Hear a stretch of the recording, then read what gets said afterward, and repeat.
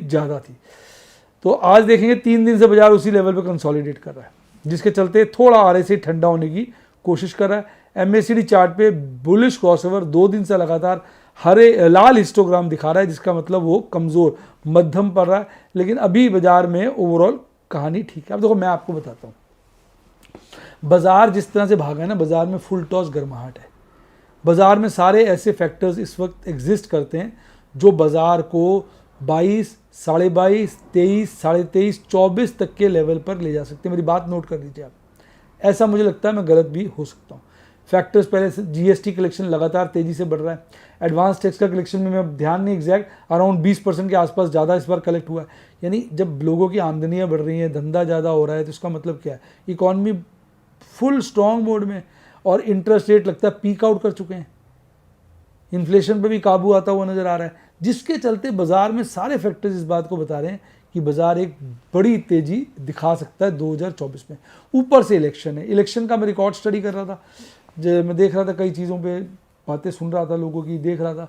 Election के दौरान ऐसा देखा गया कि बाजार ज़्यादातर प्रोबेबिलिटी हायर साइड पे ये होती है कि बाजार आउट परफॉर्म करता है। 20 से 30% तक की तेजी इलेक्शन के विद इन 1 ईयर, यानी पीछे और आगे मिला लीजिए 6-6 महीने, तेजी दिखा पाता है। अब ये सब फैक्टर्स हैं, लेकिन देखो शेयर बाजार में ना कुछ भी रिपीट नहीं होता है। मतलब किसी पास्ट को आप बेस लेके नहीं चल सकते हैं, क्योंकि शेयर बाजार चौंकाता है।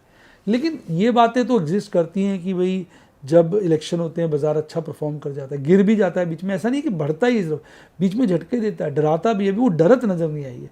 तो इस राउंड में मुझे ऐसा लगता है बाजार 18,000 का 25% ले लीजिए आप, 4,500, 18 में, 18 नहीं 19 के आसपास था ना। हाँ 19,000 का लीजिए, 19,000 25-30% ले लीजिए, हो गया 5,000 पर। 24,000 तक मेरे हिसाब से बाजार जा सकता है, 24, 24.5 तक।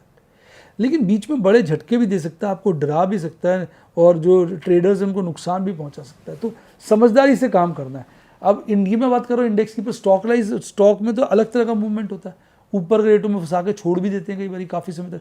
मुझे याद है मैं हीरो मोटर में फंस गया था ऊपर के रेटों में, काफ़ी समय तक बाहर ही नहीं निकल पाया। अब जाके हीरो मोटर में अच्छे प्रॉफिट में आया हूँ।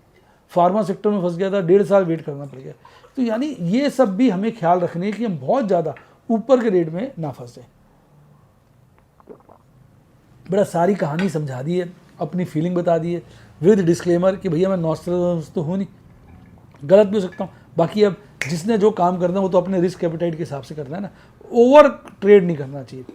अब मैं इतना बुलिश हूँ, लेकिन मैं ओवर ट्रेड नहीं कर रहा हूँ। मन तो बहुत करता है कई बार ओवर ट्रेड कर लूँ यार, खरीद लूँ 100, 150, 200, 250 फ्यूचर देखी जाएगी इस बार, आर या पार।